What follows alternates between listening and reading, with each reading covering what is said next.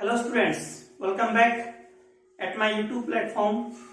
आज हम एक नया कंसेप्ट करेंगे जो कि फाइनल ईयर का कंसेप्ट है, that is the Raman spectroscopy. और पढ़ेंगे कि रमन स्पेक्ट्रोस्कोपी में किस प्रकार से का इंटरेक्शन होता है इंसिडेंट लाइट का किसी मॉलिक्यूल के साथ। तो रमन स्पेक्ट्रोस्कोपी को पढ़ने से पहले हमें इंटरेक्शन देखना है, या एक प्रकार से हम कहें कि कोलिजन किस प्रकार का होता है और किस किस के बीच में होगा। देखो, for example let us take, मेरे पास कोई चार्ज्ड आयन है, कोई ये कोई चार्ज्ड आयन है। चार्ज्ड आयन मे भी हो सकता है पॉजिटिव हो, मे भी हो सकता है नेगेटिव हो, कोई चार्ज्ड है। और इसके ऊपर मैंने कोई सर्टेन एनर्जी की लाइट यहां पर इंसिडेंट कर दी, that is the H nu. Certain frequency की लाइट यहां पर इंसिडेंट में कर दी। तो होता क्या है जी, चार्ज लाइट जो चार्ज पार्टिकल है ये इंसिडेंट लाइट को क्या करता है जी, स्कैटर्ड करता है। क्योंकि जितनी भी स्पेक्ट्रोस्कोपी हम पढ़ते हैं, चाहे वो रोटेशनल की बात हो, चाहे वाइब्रेशनल की बात हो, चाहे यूवी की बात हो, एनएमआर की बात हो, सभी की अपनी एक अलग से जो है फ्रीक्वेंसी रेंज होती है। जैसे कि रोटेशनल जो है माइक्रोवेव में लाई करती है, आईआर जो है वाइब्रेशनल स्पेक्ट्रा है उसमें लाई करता है, ठीक है, वाइब्रेशनल फ्रीक्वेंसी रीजन में लाई करती है। सेम वे में इलेक्ट्रॉनिक स्पेक्ट्रा जो है वो यूवी रीजन में लाई करता है। सेम वे में ये एक ऐसी स्पेक्ट्रोस्कोपी है जिसमें हम विजिबल लाइट को यूज कर सकते हैं, जिसमें हम विजिबल लाइट को का यूज हम कर सकते हैं। किसी भी ऑब्जेक्ट में रमन स्पेक्ट्रो का आइडेंटिफिकेशन के लिए हम विजिबल लाइट का यूज हम कर सकते हैं।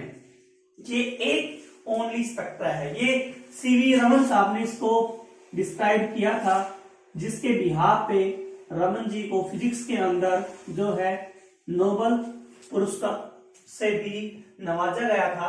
तो आइए हम देखते हैं कि किस प्रकार से क्या होगा। मैंने क्या कहा कि कोई चार्ज पार्टिकल है, इसके ऊपर हमने किसी लाइट को, किसी सर्टेन फ्रीक्वेंसी की लाइट को इंसिडेंट करवाया, तो ये लाइट को क्या करेगा, स्कैटर्ड करेगा। यहां ध्यान देने वाली बात सिर्फ यही है कि रमन स्पेक्ट्रोस्कोपी में हम स्कैटरिंग ऑफ लाइट पढ़ते हैं, लाइट की स्कैटरिंग के बारे में पढ़ते हैं कि जब लाइट स्कैटर्ड करेगी, जब सब्सटेंस लाइट को स्कैटर्ड करेगा, तो वो जो स्कैटर्ड लाइट है वो किस प्रकार से मॉलिक्यूल के अंदर चेंजेस लाएगा, वो किस प्रकार से मॉलिक्यूल के अंदर की जो बातें हैं, मॉलिक्यूल में क्या कुछ हो रहा है या क्या उसके बारे में जो हम जानना चाहते हैं वो सब हम डिस्क्राइब कर पाएंगे। यहां तक कि जितने भी स्पेक्ट्रोस्कोपी हो रहे हैं, जैसे रोटेशनल की बात हो, वाइब्रेशनल की बात हो, यूवी की बात हो, एनएमआर की बात हो, उन सभी में लाइट का अब्जॉर्प्शन होता है। उन सभी में होता क्या है, ग्राउंड स्टेट में कोई इलेक्ट्रॉन होता है और उसको हम इंसिडेंट लाइट देते हैं, तो ये ग्राउंड से कहां चला जाता है, एक्साइटेड स्टेट में। तो यहां जो ये इंसिडेंट लाइट जो अब्जॉर्ब हुई है, सर्टेन फ्रीक्वेंसी लाइट जो अब्जॉर्ब हुई है, इस अब्जॉर्प्शन के द्वारा जो स्पेक्ट्रा मिलता है हम उसके बारे में स्टडी करते हैं बार बार, चाहे वो रोटेशनल की बात हो, चाहे वो वाइब्रेशनल की बात हो। बट इन दिस केस हम पढ़ते क्या है, स्कैटरिंग ऑफ लाइट के बारे में कंप्लीटली डिस्कस करते हैं। किस प्रकार से देखना जरा, कोई न्यू आई फ्रीक्वेंसी की लाइट हमने यहां इंसिडेंट की, अभी लाइट को क्या करेगा, स्कैटर्ड करेगा। जो लाइट को स्कैटर्ड करेगा, उस स्कैटर्ड, ये क्या है, स्कैटर्ड लाइट है, स्कैटर्ड लाइट, ठीक है, स्कैटर्ड लाइट। इस स्कैटर्ड लाइट की जो फ्रीक्वेंसी है, इस स्कैटर्ड लाइट की जो फ्रीक्वेंसी है वो पहले के कंपैरिजन में क्या मिलेगी, लेट अस कंसीडर यहां पे न्यू एस है, यानी कि अगर ये चार्ज आयन है तो nu S is always less than the nu of I, ठीक है, ये ध्यान रखना। ये कौन सा इफेक्ट कहलाता है, that effect is known as the Compton effect, that effect is known as the Compton effect. Compton effect कहलाता है कि जब भी किसी चार्ज पार्टिकल के ऊपर आप कोई सर्टेन फ्रीक्वेंसी की लाइट को आप इंसिडेंट करोगे तो जो लाइट स्कैटर्ड होगी उसकी जो फ्रीक्वेंसी है वो इंसिडेंट के कंपैरिजन में क्या होगी, कम होगी। क्यों? क्योंकि इंसिडेंट लाइट का कुछ पोर्शन चार्ज पार्टिकल ने अब्जॉर्ब कर लिया और चार्ज पार्टिकल की जो काइनेटिक एनर्जी है वो वहां पे क्या हो जाती है जी, इंक्रीज हो जाती है। यदि ये सिर्फ किसके लिए है, चार्ज पार्टिकल, इसलिए मैंने लिखा था कि चार्ज पार्टिकल में ऑलवेज क्या होता है, in elastic collision. In elastic collision क्यों हुआ? क्योंकि जो कोलिजन होता है इंसिडेंट और चार्ज पार्टिकल के बीच में, उस कोलिजन के दौरान एनर्जी का ट्रांसफॉर्मेशन हुआ है, एनर्जी का ट्रांसफर हुआ है। कहां से कहां?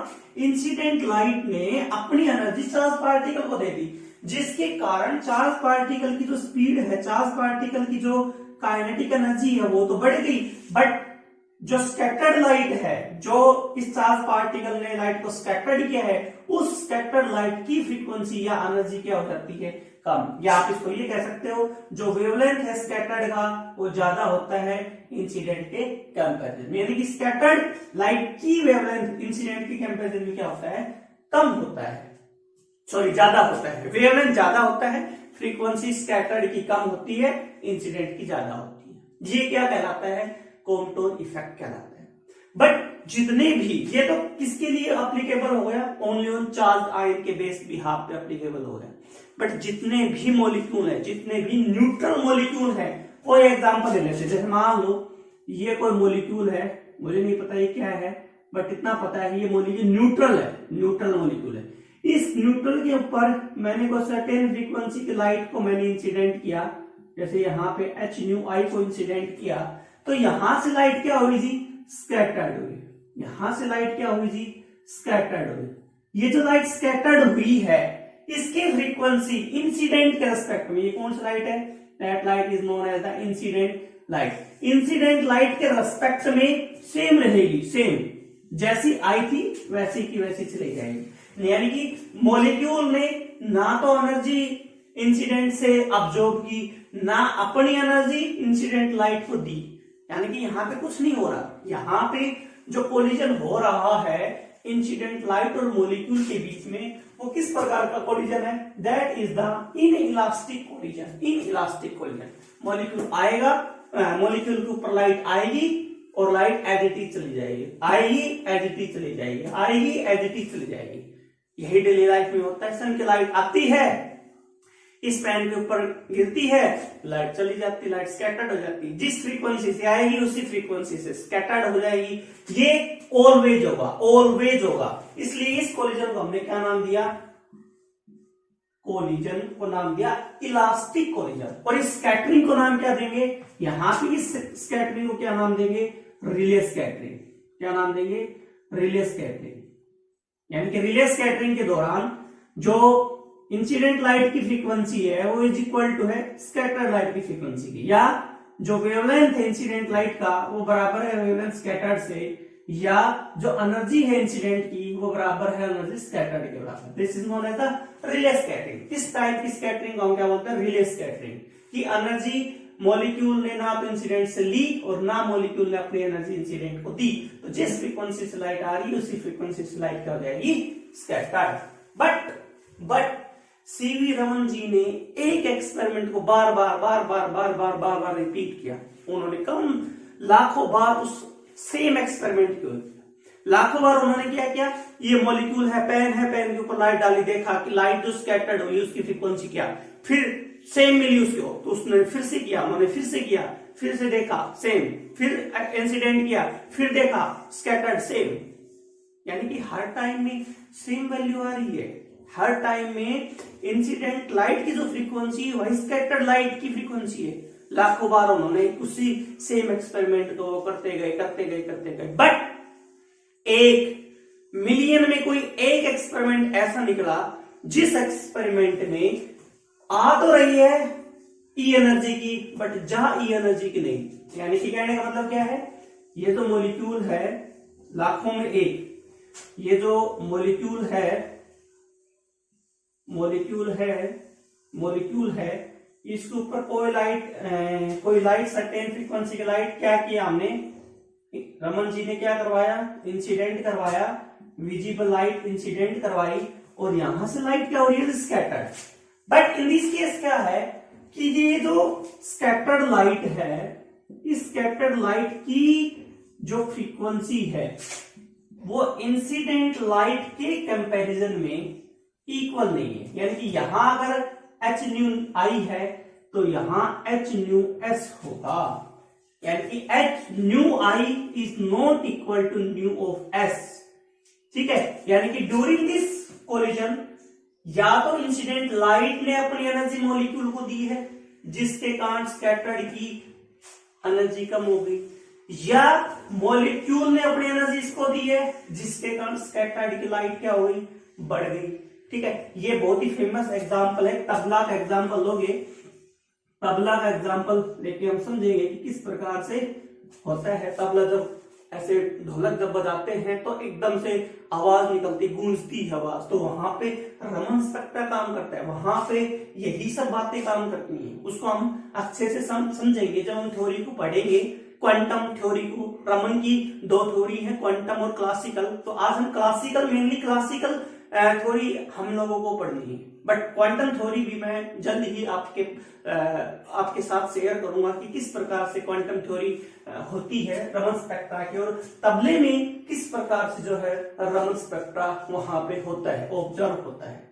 तो होता क्या है जी, इंसिडेंट लाइट आती है, मॉलिक्यूल के ऊपर गिरती है, लाइट स्कैटर्ड होती है, तो स्कैटर्ड लाइट की जो फ्रीक्वेंसी है वो इंसिडेंट के कंपैरिजन में इक्वल नहीं होती। या हो सकता है ज्यादा मिले, हो सकता है कम मिले, इक्वल नहीं है, इतना पता है, इक्वल नहीं है। तो इस प्रकार के कोलिजन को हम क्या बोलते हैं, इन इलास्टिक कोलिजन। यानी कि ये जो कोलिजन हुआ, पहली बार 1 in a million होता है, ये 1 in a million होता है, लाखों में कोई एक एक्सपेरिमेंट सीवी रमन साहब ने इसको ऑब्जर्व किया था। और इस टाइप के स्कैटरिंग को हम क्या बोलते हैं, रमन स्कैटरिंग। क्या बोलेंगे जी, रमन स्कैटरिंग। क्या बोलेंगे जी, रमन स्कैटरिंग। यानी कि देखो, अगर मेरे पास कोई चार्ज आयन है, इंसिडेंट लाइट डाली, ई एनर्जी की, लाइट चली गई, स्कैटर्ड हो गई, न्यूएस फ्रीक्वेंसी की, I V I, nu I frequency, scattered हुई वीएस, यानी कि इंसिडेंट की एनर्जी स्कैटर्ड के रेस्पेक्ट में ज्यादा है। इंसिडेंट ने अपनी एनर्जी चार्ज मॉलिक्यूल को क्या कर दी, ट्रांसफर कर दी। This is known as the contour effect. But अगर न्यूट्रल केस है तो लाइट आएगी, या तो सेम एनर्जी के साथ रिपीट होगी या सेम एनर्जी के साथ रिपीट नहीं होगी। जो सेम के साथ जा रही है वो तो होती है 100% चांसेस में, यानी कि हर बार वही होगी। बट जिस एनर्जी के साथ लाइट आई उसी एनर्जी के साथ लाइट नहीं जाए, वो हुआ लाखों में कोई एक एक्सपेरिमेंट। तो जब लाइट जिस फ्रीक्वेंसी से आती है उस फ्रीक्वेंसी से स्कैटर्ड नहीं हो पाती तो स्कैटरिंग को बोलते हैं रमन स्कैटरिंग। और जिस फ्रीक्वेंसी से लाइट आ रही है, इंसिडेंट हो रही है न्यूट्रल मॉलिक्यूल के ऊपर, और उसी फ्रीक्वेंसी के साथ लाइट स्कैटर्ड हो जाए, उस फ्रीक्वेंसी को, उस कोलिजन को हम क्या बोलेंगे, elastic collision as well as the Rayleigh scattering. इसको यहां पे क्या होगा, that is the Rayleigh scattering, Rayleigh scattering. I hope ये सारी बातें समझ में आई है। ठीक है, ये रमन स्पेक्ट्रोस्कोपी का एक बेसिक क्राइटेरिया था। अब हम रमन स्पेक्ट्रो को समझने की कोशिश करते हैं, अलग अलग क्वांटम मैकेनिकली अलग तरीके से समझेंगे और क्लासिकल मैकेनिक अलग तरीके से समझेंगे। ठीक है, तो मैं आज एक्सप्लेन करता हूं क्लासिकल थ्योरी के बारे में। दो थ्योरी पढ़नी है, क्लासिकल और क्वांटम, दोनों को समझते हैं और देखते हैं कि कहां पर किस प्रकार से क्या होता है क्लासिकल थ्योरी के अंदर।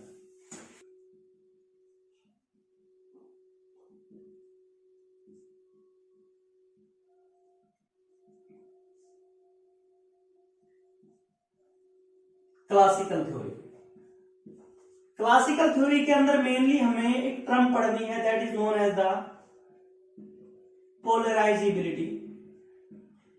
पोलराइजेबिलिटी होती क्या है, सबसे पहले इस चीज को समझना है। पोलरिटी क्या होती है, ठीक है। जैसे फॉर एग्जांपल एक कंपाउंड लेता हूं, जैसे कंपाउंड है दैट इज द H2 कोई मॉलिक्यूल है, H2 कोई मॉलिक्यूल है, ये कोई H2 मॉलिक्यूल है जो कि क्या है, नॉन पोलर है। ये S2 मॉलिक्यूल कैसा है जी? नॉन पोलर मॉलिक्यूल है, नॉन पोलर। और एक HCl मॉलिक्यूल है, HCl दैट इज क्या है जी? Polar molecule. तो जी यहां जो H1 और H2 है हाइड्रोजन के केस में, यहां दोनों इलेक्ट्रॉन सेंटर में होते हैं, ना तो दोनों इलेक्ट्रॉन H1 के पास रहते, ना दोनों इलेक्ट्रॉन H2 के पास रहते, बट इन दिस केस क्या है? दोनों के दोनों इलेक्ट्रॉन क्लोरीन के पास रहते हैं। ठीक है, क्यों? क्योंकि chlorine is highly electronegative element as compare to hydrogen. तो क्लोरीन के ऊपर नेगेटिव चार्ज और हाइड्रोजन के ऊपर कैसा चार्ज होता है जी? Positive charge. इट मींस यहां पर इस केस में कुछ ना कुछ पोलैरिटी प्रेजेंट है, इसलिए ये मॉलिक्यूल कैसा है? पोलर मॉलिक्यूल है। इसमें जी पोलैरिटी है ही नहीं, तो जो भी तो इलेक्ट्रॉन है वो नॉन पोलर है, नॉन पोलर है, पोलैरिटी है ही नहीं। बट इसका मतलब ये नहीं कि उसमें पोलराइजेबिलिटी नहीं हो सकती। पोलराइजेबिलिटी का मीनिंग एक प्रकार से ये समझो, displacement of electron, displacement of electron.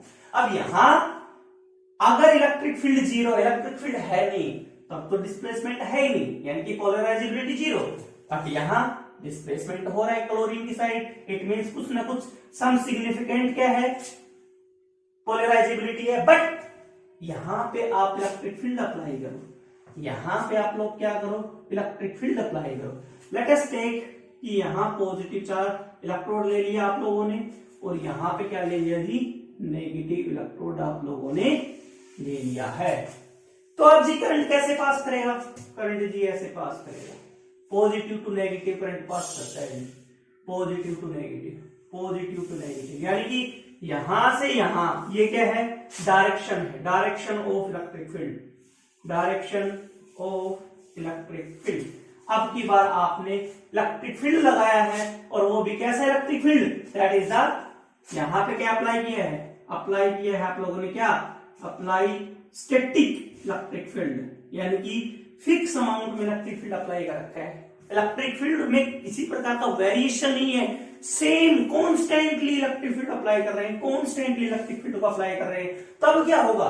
तब जी देखा जाता है कि ये दो जो इलेक्ट्रॉन थे, ये इवन जब अब्सेंस था इलेक्ट्रिक फील्ड तब तो सेंटर में थे, जैसे ही इलेक्ट्रिक फील्ड को लगाया तो ये अब सेंटर में नहीं रहेंगे, ये अब किसके पास शिफ्ट हो जाएंगे जी? H2 के पास शिफ्ट हो जाएंगे। क्यों? H2 पास नहीं, पॉजिटिव चार्ज H1 के पास है, तो H1 के पास शिफ्ट हो जाएंगे, क्योंकि ये दोनों इलेक्ट्रॉन के ऊपर नेगेटिव चार्ज है, तो ये पॉजिटिव इलेक्ट्रॉन की तरफ खींचे चलाएगा, जिसकी वजह से यहां पे स्लाइटली नेगेटिव चार्ज जनरेट हो गया, यहां पे स्लाइटली पॉजिटिव चार्ज जनरेट हो गया, और यहां पे ये दो इलेक्ट्रॉन क्या हो गए? इस साइड शिफ्ट हो गए। तो डिस्प्लेसमेंट यहां पर भी हो गया और डिस्प्लेसमेंट यहां पर भी हो गया। ठीक है, यहां तो दोनों इलेक्ट्रॉन H1 की साइड शिफ्ट हो गए, यहां दोनों इलेक्ट्रॉन H की साइड शिफ्ट हो गए। ठीक है, यानी कि in the presence of electric field the displacement of electron take place. That's why the child molecule polar हो या नॉन पोलर हो मैटर नहीं करेगा, बट इन इस केस में पोलराइजेबिलिटी क्या होगी? इंट्रोड्यूस कर गई, पोलराइजेबिलिटी क्या करेगी? इंट्रोड्यूस कर गई। तो जो डाइपोल मोमेंट होता है that is the mu, mu की वैल्यू क्या होती है? That is the mu is equal to polarizability multiply electric field, that is known as the mu. Polarizability को हम रिप्रेजेंट किससे करते हैं? अल्फा, तो अल्फा इंटू में ई, ये हो गया, ये यहां पे क्या हो गया? फॉर्मूला निकल गया म्यू का। म्यू बोले तो डाइपोल मोमेंट का फॉर्मूला आया गया है, डाइपोल मोमेंट,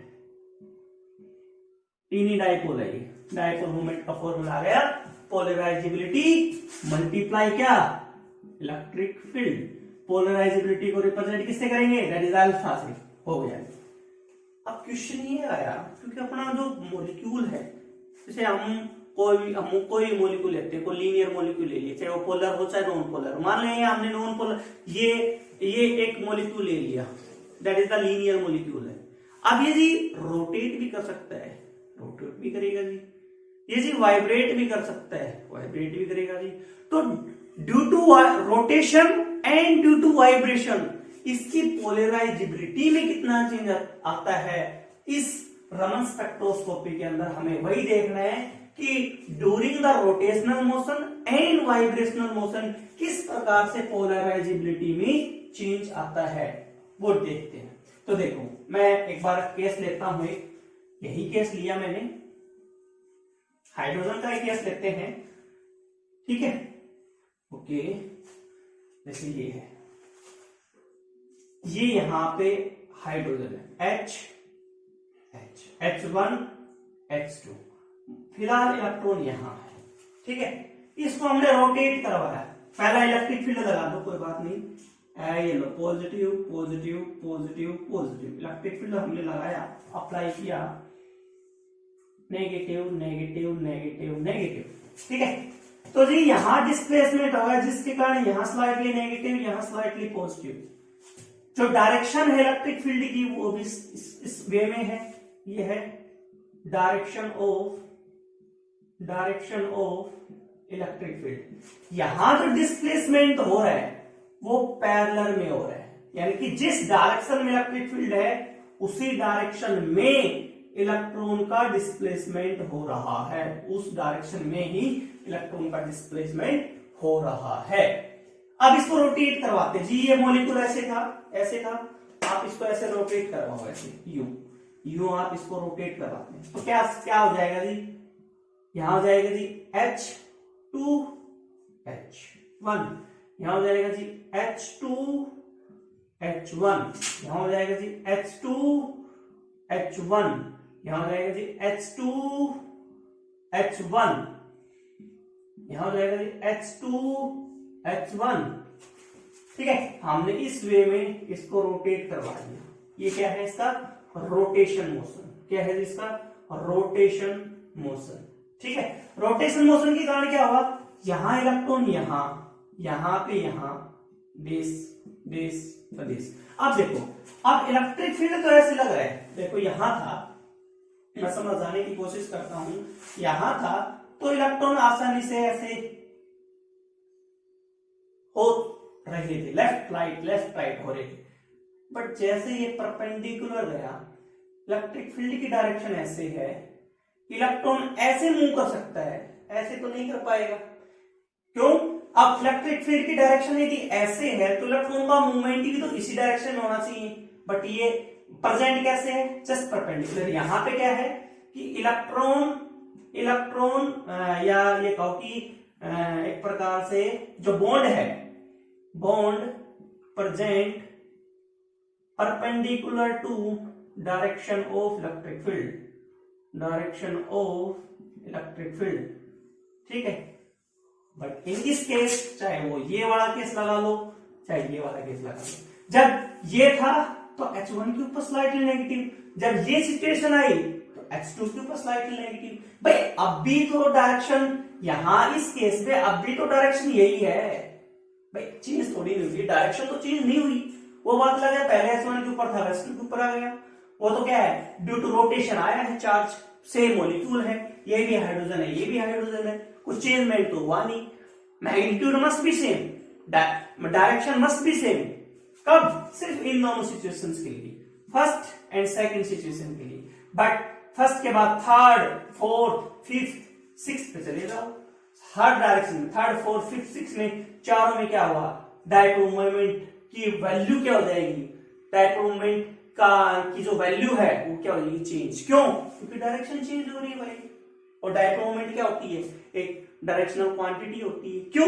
क्योंकि पोलराइजेबिलिटी क्या हो रही है, चेंज। यहाँ पे जो पोलराइजेबिलिटी है अल्फा की वैल्यू हो क्या है, 0 है, यहाँ पे पोलराइजेबिलिटी 0 है क्योंकि परपेंडिकुलर, जस्ट परपेंडिकुलर, बट यहाँ पे अल्फा क्या है, अल्फा जी यहाँ पे मैक्सिमम है, मैक्सिमम से मैक्सिमम हो सकता है, तो जी होगा क्या, इलेक्ट्रिक फील्ड की डायरेक्शन इस वे में है, ये मेरे पास कोई लीनियर मॉलिक्यूल है, ठीक है, रोटेशन करवाओ, मैक्सिमम रोटेशन होता गया मिनिमम, मतलब जो पोलराइजेबिलिटी हो मिनिमम, फिर पोलराइजेबिलिटी बढ़ती जाएगी मैक्सिमम, फिर मिनिमम, फिर मैक्सिमम, फिर मिनिमम, फिर मैक्सिमम, यानी कि जैसे ये मैक्सिमम फिर मिनिमम फिर मैक्सिमम फिर मिनिमम, यानी कि पोलराइजेबिलिटी में क्या हो रहा है, चेंज आ रहा है, क्यों, ड्यू टू रोटेशन, और ड्यू टू रोटेशन जब यदि चेंज आता है तो कितनी वैल्यू आएगी, that is the alpha, that is the alpha. ठीक है, बट ये तो कब है, जब हमने स्टैटिक इलेक्ट्रिक फील्ड अप्लाई किया तब की बात है। कब की बात है, जब हमने स्टैटिक इलेक्ट्रिक फील्ड को अप्लाई किया तो पोलराइजेबिलिटी में भी चेंज आया। और अगर हम इलेक्ट्रिक फील्ड, अच्छा सबसे पहले पोलराइजेबिलिटी में चेंज आएगा तो जी आएगा कितना चेंज, ये भी तो पता होना चाहिए ना। तो वो अल्फा की वैल्यू क्या आएगी जी, अल्फा आएगा जी beta E naught sine 2 pi nu T, 2 pi nu T, this is the value, this is the value. ठीक है, ये है अल्फा की वैल्यू। अल्फा बराबर है, अल्फा बराबर है अल्फा नोट प्लस में 20। ठीक है, अल्फा नोट प्लस में 20, where alpha naught equilibrium polarizability है, इक्विलिब्रियम पोलराइजेबिलिटी। बीटा यहां पे कांस्टेंट क्वांटिटी है, हम इसको बाद में पढ़ेंगे कि यह बताता क्या है। न्यू यहां पे क्या है, न्यू यहां पे इंसिडेंट लाइट की फ्रीक्वेंसी है, यहां लिख दो frequency of incident light, frequency of incident light, और ये that is the static electric field, static electric field. ठीक है, बट मान लो आपकी बार ये स्टैटिक है, ये भी वेरिएशन करता है, तो भाई पहले 60 अमाउंट थी इसकी इलेक्ट्रिक फील्ड की 60 वोल्ट था, अब क्या मान लो 100 वोल्ट है, तो जी 100 वोल्ट होगा तो स्ट्रांगली अटैक करेगा, 1000 वोल्ट होगा और स्ट्रांगली अटैक करेगा। है ये 0 वोल्ट तो अट्रैक्शन कहां से करेगा। कैसी बात है कि इलेक्ट्रिक फील्ड जो है जितना ज्यादा होगा, इलेक्ट्रिक फील्ड जितना ज्यादा होगा, इलेक्ट्रॉन का डिस्प्लेसमेंट उतना ज्यादा होगा, सीधी बात है, ये बात अपने को पता है। और इलेक्ट्रिक फील्ड कम होगा तो इलेक्ट्रॉन की डिस्प्लेसमेंट क्या होगी, कम, और इलेक्ट्रॉन की डिस्प्लेसमेंट जो है कम हुई तो उस केस में क्या होगा, जो पोलराइजेबिलिटी है दैट इज द अल्फा, वो भी क्या होगी, कम होगी पोलराइजेबिलिटी, यानी कि पोलर होने की जो एबिलिटी है वो भी क्या हो जाएगी, कम।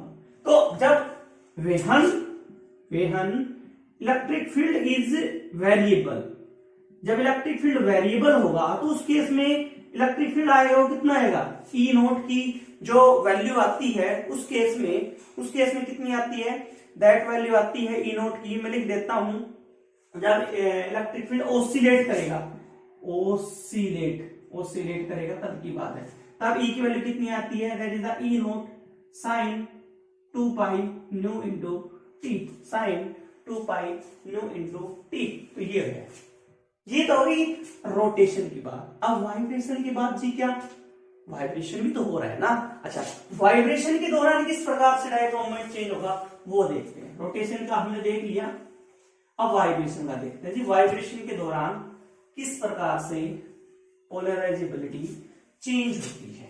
ठीक है, सेम एग्जांपल लेते हैं, नहीं कोई मैटर नहीं करता है कि मॉलिक्यूल पोलर है नॉन पोलर है।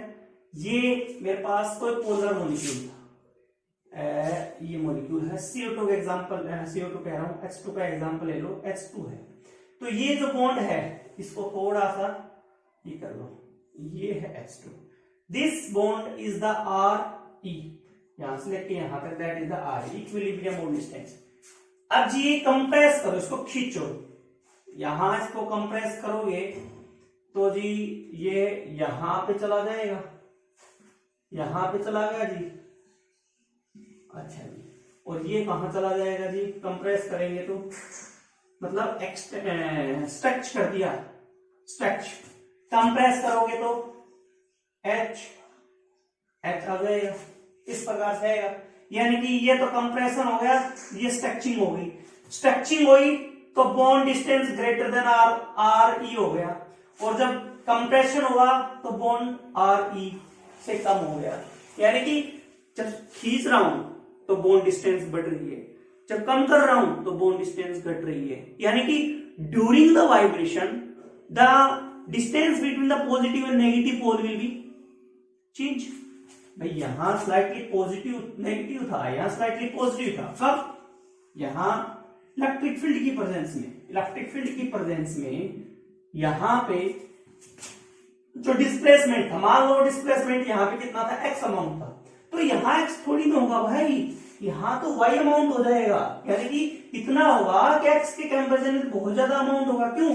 क्योंकि इसके पास यहाँ ये जो 2 इलेक्ट्रॉन है, इसके पास मूव करने के लिए जो स्पेस है वो बहुत एक्सेस में प्रेजेंट है, बहुत ही एक्सेस में प्रेजेंट है। बट यहाँ देख कितना करेगा, थोड़ा सा करेगा। वही बात है, जैसे मैं हूं किसी रूम में खड़ा हूं, तो मेरे पास कितना स्पेस अवेलेबल, सिर्फ रूम जितना रूम है। अब मेरे को स्ट्रेच कर दिया जाए, यानी कि मैं रूम से उठकर मैं खुले मैदान में चला जाऊं, अब मेरे पास कितना स्पेस है मूव अप करने के लिए? जी काफी स्पेस अवेलेबल है, आसानी से मूव अप कर सकता हूँ, आगे पीछे दाएं बाएं जहां भी मैं मन करूं। वैसे यहाँ भी डिस्प्लेसमेंट क्या हो गया, ज्यादा हो गया। क्यों? क्योंकि बॉन्ड डिस्टेंस क्या हो गई, बढ़ गई।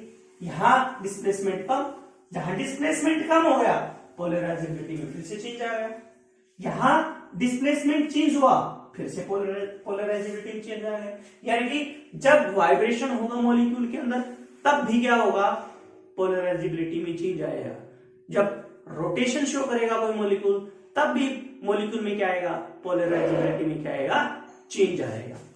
तो जी मैं इन दोनों इफेक्ट को कंबाइन करता हूं, तो ये जो म्यू की वैल्यू है वो क्या आती है, अल्फा की वैल्यू कितनी है, that is alpha naught plus beta E naught sine 2 pi nu into T, ये तो होगी। ठीक है, इलेक्ट्रिक अल्फा की वैल्यू, ई की value that is the E naught sine 2 pi vibration into T. क्यों? क्योंकि ये यहाँ पे फ्रीक्वेंसी कौन सी है, that frequency is known as the vibrational frequency. किस फ्रीक्वेंसी से जो मॉलिक्यूल है वो वाइब्रेट करता है, मतलब ज्यादा फ्रीक्वेंसी होगी तो बॉन्ड डिस्टेंस क्या होगी, ज्यादा बढ़ जाएगी, तो वो वैल्यू है। अब इसको थोड़ा सा सोल्व कर दो, ठीक है, मल्टीप्लाई करो, alpha naught E naught sine 2 pi nu vibrational into T plus beta E naught sine 2 pi nu T into sine 2 pi nu vibrational into T. यहाँ पे ई नॉट नहीं आएगा, ये थोड़ा सा ध्यान रखना, क्योंकि इलेक्ट्रिक फील्ड स्टैटिक है, हम कंप्लीट नहीं लिख रहे, हम सिर्फ ये लिख रहे हैं, तो थोड़ा सा करेक्शन करना है इसमें। क्योंकि ये जो पोलराइजेबिलिटी है, ये तो सिर्फ ओनली पोलराइजेबिलिटी को बताएगा, इलेक्ट्रिक फील्ड को तो हमने अलग से मेंशन कर दिया, इज इक्वल टू, ये यहाँ पे क्या है, स्टैटिक इलेक्ट्रिक फील्ड, यहाँ आप दो स्टैटिक इलेक्ट्रिक फील्ड, थोड़ा सा इसको आपको करेक्शन करना है। तो उसको आगे सोल्व करो, mu is equal to alpha naught E naught sine 2 pi vibrational into T plus beta E naught sine A into sine B का फॉर्मूला लगा दो। साइन ए साइन बी का फॉर्मूला होता है कोस ए माइनस बी, कोस ए इसमें से घटा दो, 2 पाई टी कॉमन है, न्यू वाइब्रेशनल माइनस न्यू, बीच में साइन किसका आता है जी, प्लस का, कोस 2 pi T new vibrational plus में न्यू, ये वैल्यू आती है हमारी। ठीक है, तो यहां इसको जब सोल्व करोगे तो वैल्यू क्या आएगी, alpha naught E naught sine 2 pi this into T plus beta E naught cos of 2 pi T into में nu vibrational minus nu incident I plus में beta E naught at is the cos 2 pi T और साथ में क्या, nu vibrational plus में nu I. ठीक है, ये वैल्यू होती है। ठीक है, जहां पे ये जो फैक्टर है ये बताता है रिले स्कैटरिंग। ठीक है, ये जो फैक्टर है माइनस वाला फैक्टर, ये बताता है स्टोक्स लाइन के बारे में। ये जो फैक्टर है ये बताता है एंटी स्टोक्स लाइंस के बारे में। यानी कि पूरी क्लासिकल थ्योरी के अकॉर्डिंग जो रमन स्पेक्ट्रा है वो सिर्फ ये है। ये क्या है? That is the Raman scattering है। ये यहाँ पे क्या है? रमन स्कैटरिंग। और ये यहाँ पे क्या है? Relay scattering. यानी कि रमन स्पेक्ट्रिंग, अगर मेरे को रमन स्पेक्ट्रा चाहिए तो उस केस में बीटा का not be equal to 0, that is known as the selection rule for Raman. Beta क्या है? Beta is the rate of change. यहां पे लिखता हूं मैं, यहां बीटा क्या है, मैं इसको मिटा देता हूं एक बार। यहां पे जो बीटा की वैल्यू आई, बीटा का not be equal to 0 for Raman active. ठीक है, बीटा का मतलब, बीटा बताता क्या है जी? बीटा बताता rate of change, rate of change of polarizability due to rotation and vibrational motion. Rotation और वाइब्रेशनल मोशन के कारण ऑफ मॉलिक्यूल का जो रोटेशनल और वाइब्रेशनल मोशन है उसके कारण पोलराइजिबिलिटी में कितना चेंज आया, दैट इज द बीटा। अगर ये चेंज सिग्निफिकेंट आता है, यानी कि इक्वल टू 0 नहीं आता है, तब तो रमन एक्टिव है। बट यदि चेंज नहीं आता है, इफ बीटा बराबर 0, यानी कि कोई there is no change in polarizability due to the rotational and vibrational motion of molecule, that's why the Raman molecule क्या हो जाएगा? रमन इनएक्टिव हो जाएगा। ठीक है, और यदि बीटा नॉट इक्वल टू 0 है तो क्या हो जाएगा? रमन एक्टिव। तो ये थी आपकी रमन स्पेक्ट्रोस्कोपी की classical theory on the behalf of polarisability. I hope कि ये कंसेप्ट आपको समझ में जरूर आया होगा। ओके, तो हम कल करेंगे